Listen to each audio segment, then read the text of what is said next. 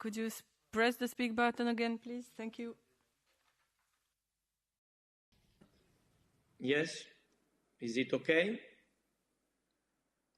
Is it all fine?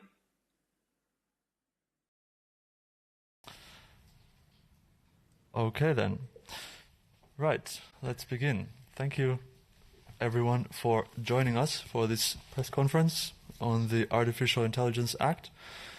And I have here remotely connecting our co-rapporteur, Brando Benifei, who will begin by making some general remarks. Please, Mr. Benifei.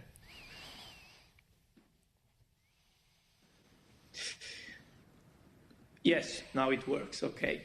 Good afternoon. Thank you for being here. Welcome to this press conference, the first joint one by me and Dragos Tudorake as lead co-rapporteurs of the AI Act. We take the occasion of today's hearing on the proposal for regulation to share a few messages on the work we are doing. Of course, the drafting work of our report is in full swing, and we have established a very good cooperation, not only between us, but also between our respective teams, as well as the IMCO and LIBE secretariats. We believe this is a good starting point for a great teamwork on this very important file. Me and Dragos also, we are very happy to share that we found a significant amount of points of agreement on some key areas of the text, which will make our draft report already strong and ambitious, although it's important to clarify that the report that we are presenting will only consist of what we can agree on, while the rest will be left for the amendments stage, so that we can show also clearly to all our colleagues, to the process that we are experiencing, all our positions, so that we can find the best compromises when it will be needed, where it will be needed, in the most complicated areas where probably we will also have to work for some time with the Council. We hope that the Council, now I will give the floor to colleague Tudorake for the issue of the calendar, which is obviously very important. We hope that the Council will be able to follow the calendar that we are presenting today, to have a similar time frame, so that we are going to have in a good time, in a due time, this very much expected regulation. Because if we take too much time, if it will take too much time for the negotiations to end with the Council, we will come too late with a regulation that is in the ambition to be the first one in the world to be this kind of horizontal encompassing AI regulation in a way that tries to put us as to some extent as some standard setter. But this means that we need to do this on time and avoid any fragmentation between us and the member states, and that we can really have a proper regulation in place in due time. I wanted to just stress this point. Now I give the floor to my colleague, Dragos Tudorake. Thank you very much. Tudorake. Thank you. Thank you very much, Brando. Good afternoon to everyone. To complement what Brando was saying in terms of methodology of work and also calendar, in terms of what expects us in the months to come. So you know that we have quite a complex governance here in Parliament working on this text. There are the two committees which are jointly responsible, IMCO and LIBE, as my colleague Mr. Benifei said. We also expect opinions from other committees which are involved, ITRE, TRAN, ENVI, CULT. We also have URI with exclusive competencies on some provisions. In terms of calendar, we have 11th of April as the timeline for the presentation of our initial draft report, so a report that will come out of the joint work that we are doing together. Then we have 18th of May as deadline for amendments, opinions to be received from the other committees by 11th of July, consideration of the compromise amendments, of course, the work that we'll do through the summer and early autumn, and then a vote that we expect in our respective committees in October, with a plenary vote in the first plenary of November. As also Brando was saying, what will follow afterwards, and of course we are hoping that the Council will be also progressing in parallel with our work here in Parliament, so that they will be there at the rendezvous in November or December at the latest, so that as soon as practicable after the plenary vote, we can actually start the trilogues. Thank you. And now back to Mr. Benifei for some more remarks. Yes, we are now, before we open to questions, together with my colleague, we want to give a few examples of topics on which we found some degree of agreement, so that we can present proposals on these together to for our draft report. On the definition, for example, we can share that we are not going to restrict it, although we cannot give too much details, but we agree that we will not narrow it down. I want to say this because this has been an important topic to discuss. This can be an important message from ourselves, as the definition is one of the most debated points of the AI Act. So we will not give all the details now, but we can give you this clear message that we don't want to narrow it down, not restrict it. Another element we want to share is that we believe that a rebalancing of the responsibilities across the value chain is necessary, in particular, increasing those of the user. Let us not forget that, for example, in many use cases involving fundamental rights, public authorities are the user.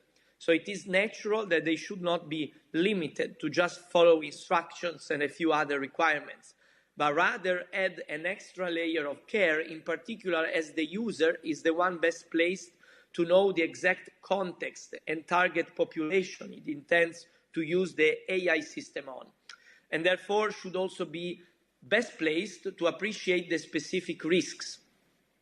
Another example is a user that is in possession of the data sets used to train the high-risk AI system, as in many cases the provider might only supply the overall architecture of the system without necessarily controlling the data, which are in the hands of the user commissioning the AI system.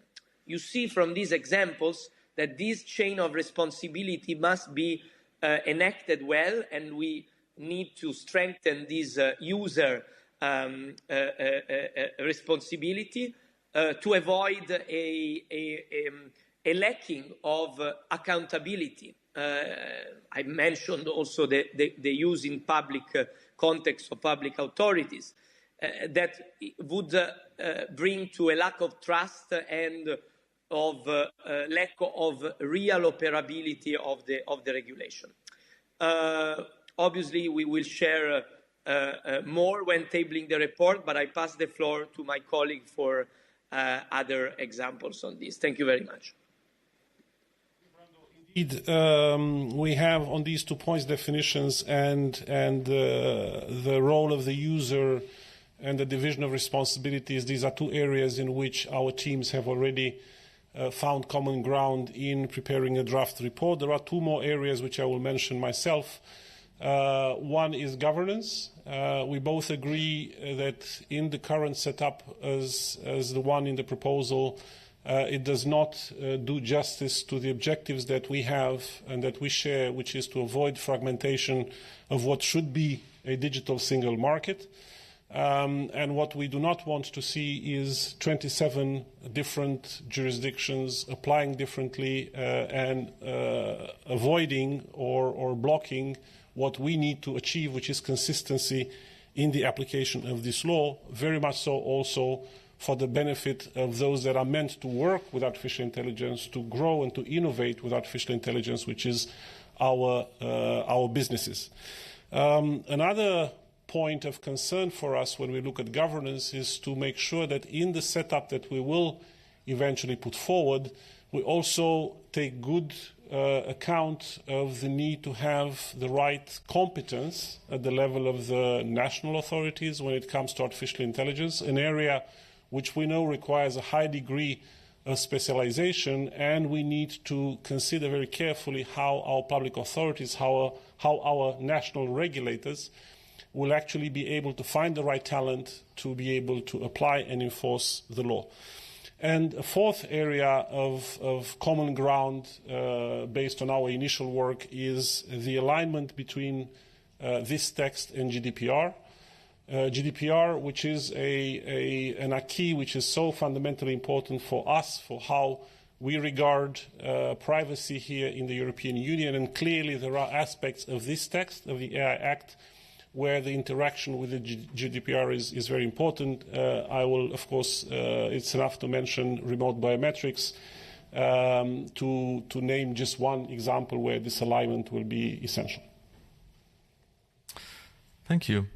So now we have some time for questions. Do we have any questions first in the room? Yes, please.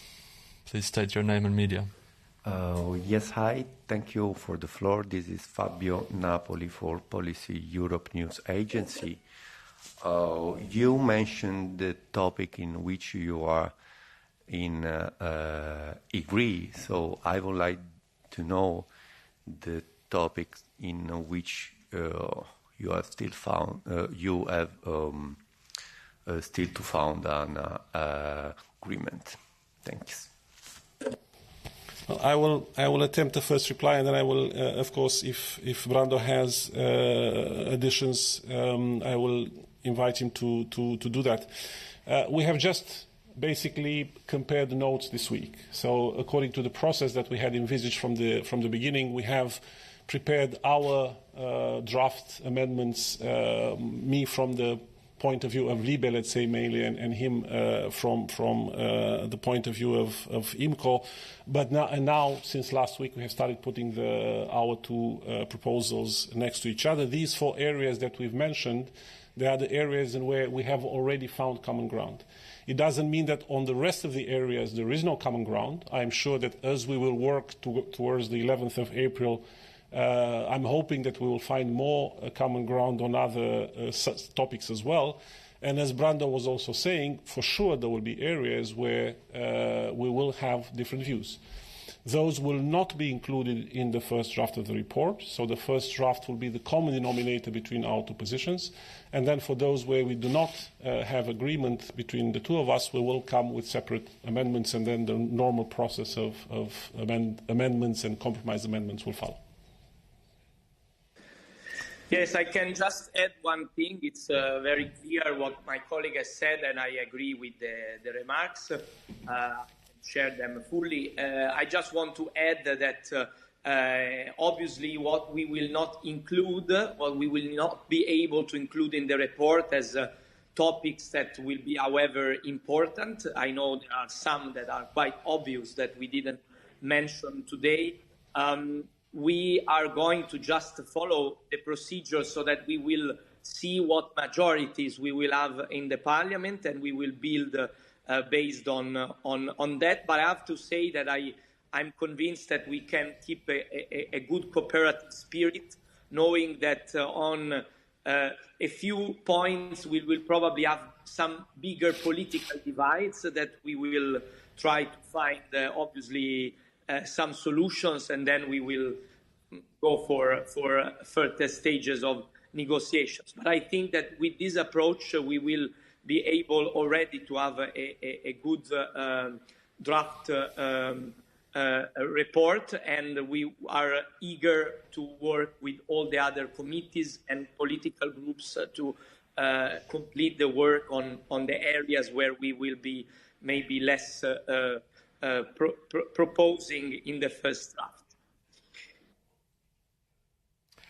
Thank you. Anyone else in the room? It appears not. Anyone online, please raise your hand if you would like to ask a question.